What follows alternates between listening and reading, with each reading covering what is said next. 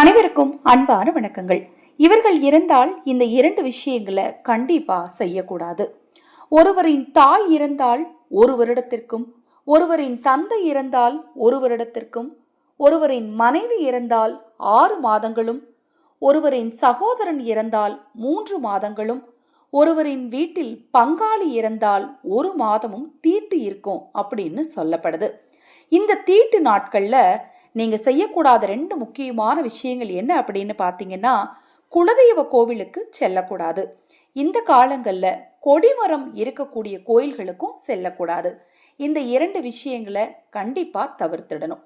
இது போன்ற எண்ணற்ற ஆன்மீக தகவல்களை தெரிந்து கொள்ள மகாபெரியவா ஆன்மீகம் சேனலை சப்ஸ்கிரைப் பண்ணிக்கோங்க. அனைவருக்கும் எனது அன்பு வணக்கங்கள். ஹரஹர சங்கர ஜெய ஜெயசங்கர, ஹரஹர சங்கர ஜெய ஜெயசங்கர. மகாபெரியவா திருவடி பாதம் சரணம் சரணம். நல்லதே நடக்கட்டும்.